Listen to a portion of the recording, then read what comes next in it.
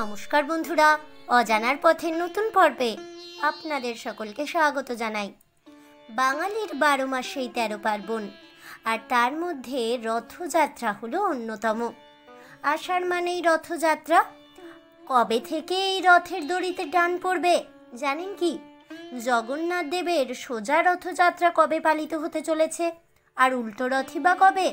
বন্ধুরা, এই সব তথ্য জানতে হলে এছাড়াও পুরীর রথযাত্রাকে ঘিরে থাকা বিভিন্ন অজানা তথ্যের সন্ধানে আপনাদের জন্য নিয়ে এসেছি আমার আজকের এই বিশেষ ভিডিও।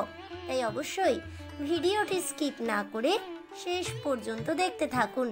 নমস্কার বন্ধুরা, অজানার পথের নতুন পর্বে আপনাদের সকলকে স্বাগত জানাই। আষাঢ় মাসের শুক্লা পক্ষের দ্বিতীয়া তিথিতে রথযাত্রা উৎসব পালিত হয়। রথযাত্রার দিন প্রভু জগন্নাথ, বলরাম এবং সুভদ্রার বর্ণাঢ্য অনুষ্ঠানের মধ্যে দিয়ে শোভাযাত্রা সহকারে নিজ মন্দিরে এবং মাসির বাড়িতে গমন করার উৎসবকে ঘিরে বাঙালি মেতে ওঠে প্রত্যেক বছর।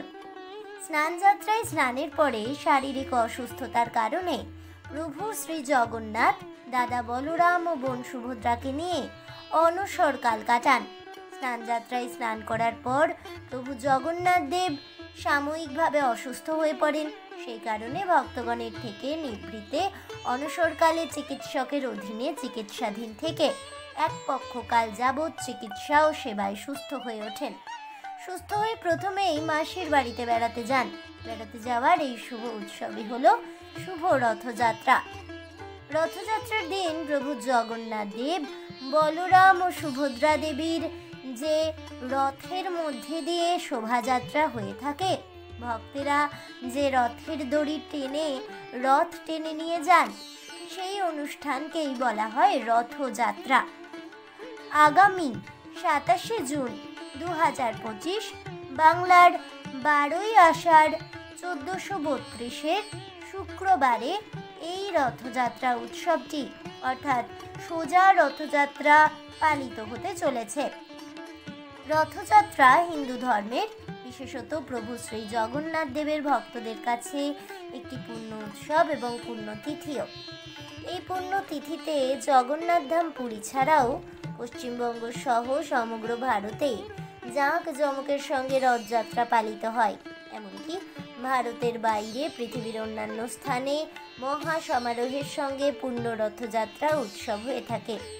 শাস্ত্রমতে রথের দড়ি টানলে পুণ্য লাভ করা যায় অধিক।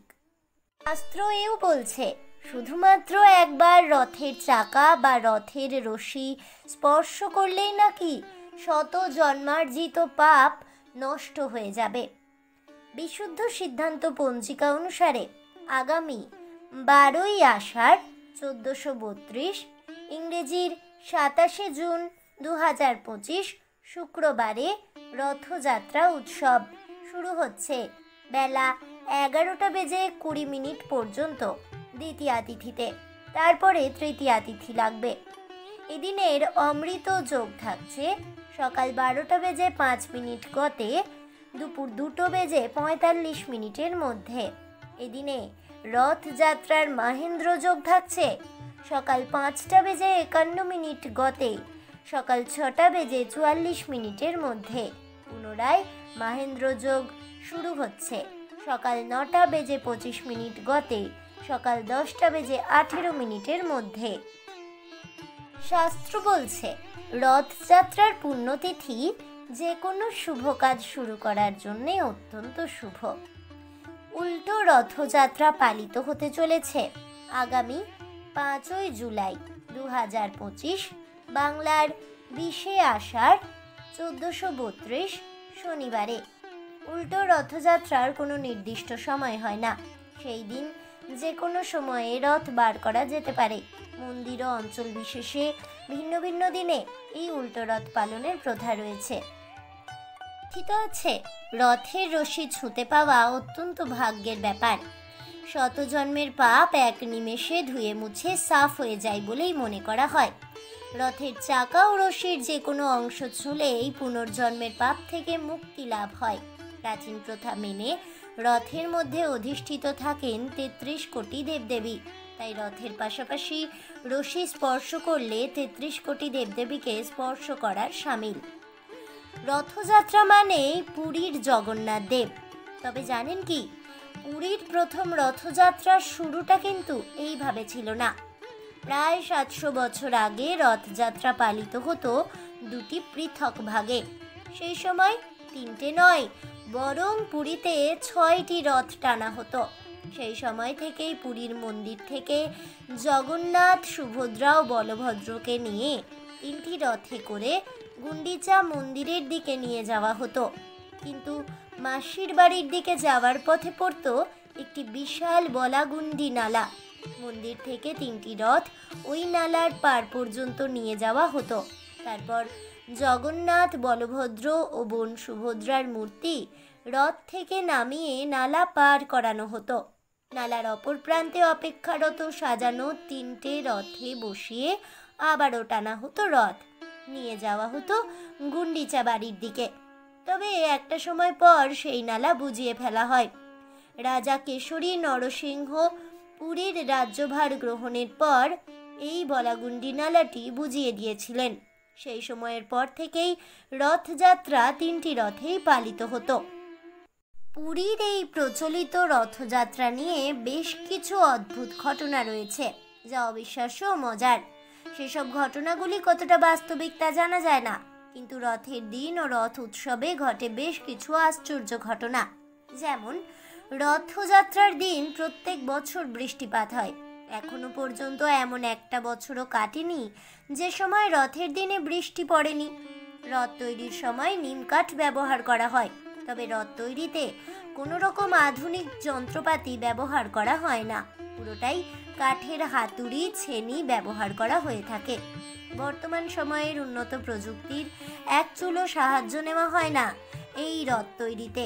এমনকি রথ নির্মাণের জন্য নির্দিষ্ট দৈর্ঘ্য প্রস্তর মাপগুলি হাতেই নেওয়া হয়। গজ ফিতের কোনো কিছুই ব্যবহার করা হয় না। শুধুই তাই নয়, পেরেক, পিন বা নাট বল্টু থেকে শুরু করে কোনো ধাতুর কোনো ব্যবহার করা হয় না। রথ তৈরিতে নিযুক্ত থাকেন প্রায় 1400 শিল্পী।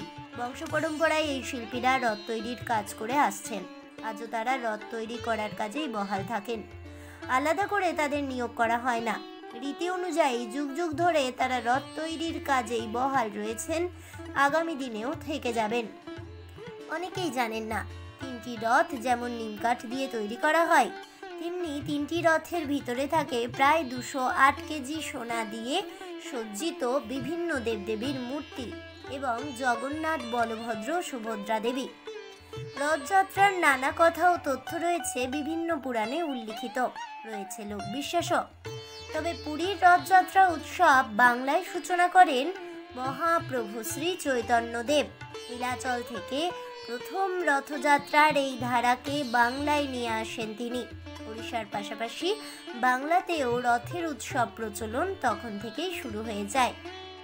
আবার কথিত আছে, শুক্লপক্ষের দ্বিতীয়া তিথিতে রথে চড়ে দাদা বলরাম ও বোন সুভদ্রাকে দেখতে যান জগন্নাথ দেব। সেই জন্যে ওই তিথি মেনেই গুন্ডিচা মন্দিরে জগন্নাথ দেবের রথযাত্রার আয়োজন হয়। এই যাত্রাকে সোজা রথযাত্রা বলা হয়।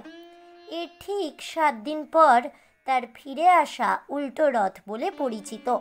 পুরাতত্ত্ববিদ ও ইতিহাসবিদদের মতে এই গুন্ডিচা রাজা ইন্দ্রদ্যুম্নের স্ত্রী। আজও পুরীর এই রাজবংশ বর্তমান এবং বংশ পরম্পরায় রাজা উপাধিতে অনেকেই ভূষিত হয়েছেন। তাদের হাত ধরেই পুরীর রথযাত্রায় পুষ্পাঞ্জলি প্রদান থেকে শুরু করে সোনার ঝাড়ু ব্যবহারের প্রচলন রয়েছে। রথযাত্রা উপলক্ষে পুরীর রথে জগন্নাথ মহাপ্রভুর দর্শন পাওয়া খুব শুভ বলেই বিবেচিত।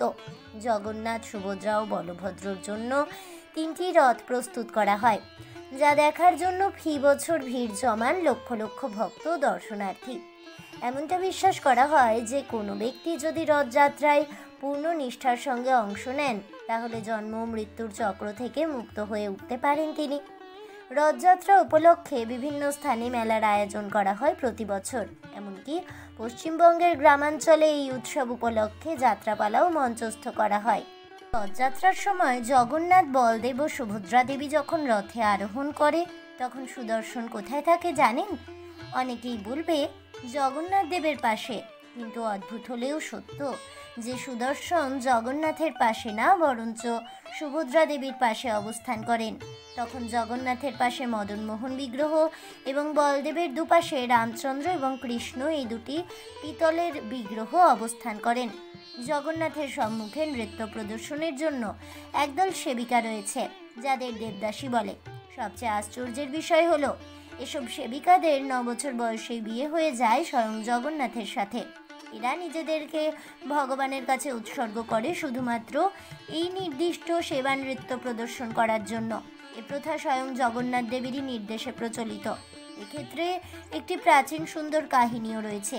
প্রতিদিন এসব দেবদাসী কিছু বিশেষ বিশেষ সময়ে ভগবানের সামনে তাদের নৃত্য প্রদর্শন করে। নৃত্য প্রদর্শনের সময় তারা দর্শকদের দিকে তাকাবে না, তাদের সকল মনোযোগ ভগবানকে কেন্দ্র করে। তাদের জন্য পুরুষ সঙ্গ নিষিদ্ধ। পুরীর রথযাত্রার রথ নির্মাণে প্রয়োজন হয় ফাঁসি, ডাউনরা, আসানা, মূলত এই 3 ধরনের কাঠ।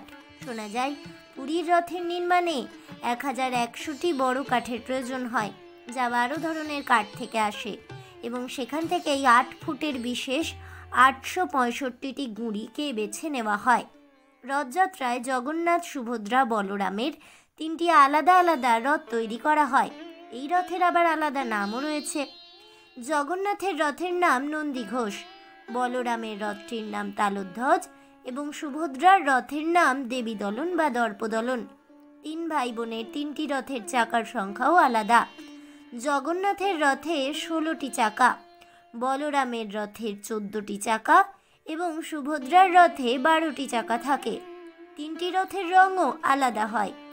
জগন্নাথের রথের রং হয় লাল হলুদ, এটি মূলত বিষ্ণুর পছন্দের রং। অন্যদিকে বলরামের রথের রং লাল সবুজ এবং সুভদ্রার রথ লাল ও কালো রঙের হয়। 3টি রথের ঘোড়ারও আলাদা আলাদা নাম রয়েছে। যেমন জগন্নাথ দেবের রথের 4টি ঘোড়া হলো শঙ্খ, বলাকা, শ্বেতা, হরিদাস্য। বলরামের 4টি ঘোড়ার নাম হলো তীব্র, দীর্ঘশর্মা, স্বর্ণাভ ঘোড়া। সুভদ্রার রথের 4টি ঘোড়া হলো রুচিকা, মুচিকা, জিতা ও অপরাজিতা। ঘোড়াগুলির রঙও হয় ভিন্ন ভিন্ন।